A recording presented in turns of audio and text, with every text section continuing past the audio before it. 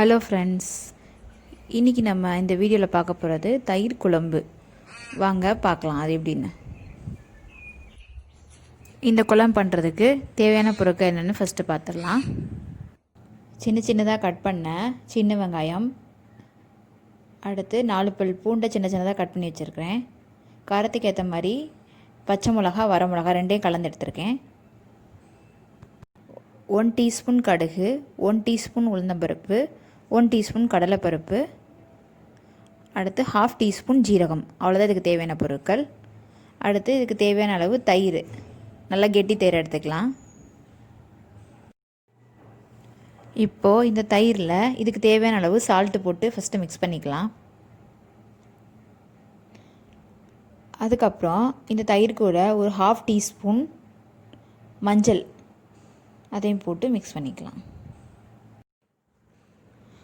இப்போது ஒரு பாத்திரத்தில் தேவையான அளவு எண்ணெய் ஊற்றிக்கிட்டு நம்ம எடுத்து வச்சுக்கிற கடுகு, உளுத்தம்பருப்பு, கடலைப்பருப்பு, ஜீரகம் இது எல்லாத்தையும் போட்டு நல்லா பொரிய விட்டுக்கலாம். இந்த குழம்பு ரொம்ப சீக்கிரமாக பண்ணிடலாம். இது ரொம்ப டேஸ்ட்டாகவும் இருக்கும். இது எல்லாம் நல்லா பொரிஞ்சு வந்ததுக்கப்புறமா கருவேப்பிலை போட்டுக்கலாம்.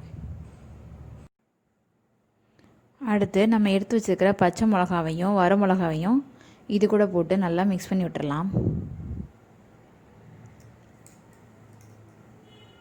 அடுத்து பூண்டு, அது இந்த ஆயிலில் நல்லா வதங்கட்டும். பூண்டு வதங்கினதுக்கப்புறமா நம்ம கட் பண்ணி வச்சுருக்கிற சின்ன வெங்காயத்தை இது கூட போட்டுக்கலாம். இதுக்கு சின்ன வெங்காயம் போட்டால் தான் நல்லா டேஸ்ட்டாக இருக்கும். இப்போ இந்த சின்ன வெங்காயம் நல்லா வதங்குற வரைக்கும் வெயிட் பண்ணலாம். வேணும்னா இதுக்கு தேவையான அளவு கொஞ்சம் சால்ட்டு போட்டுக்கலாம். ஆல்ரெடி நம்ம தயிரில் வேறு சால்ட்டு போட்டிருக்கோம், அதனால பார்த்து கவனமாக போட்டுக்கலாம். அடுத்து ஒரு 1/2 டீஸ்பூன் மஞ்சள். இப்போ பாருங்கள், இந்த வெங்காயம், பூண்டு இது எல்லாமே நல்லா வதங்கியிருக்கு. அவ்வளோதான், நம்ம எடுத்து வச்சுருக்கிற தயிரில் இந்த தாளிப்பு எடுத்து மிக்ஸ் பண்ணிக்கலாம். சூப்பரான தயிர் குழம்பு ரெடி ஆயிடுச்சு. இது ரொம்ப டேஸ்ட்டாக இருக்கும்.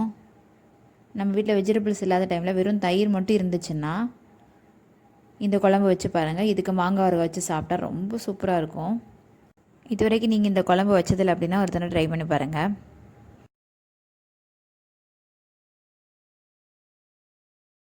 Bye friends.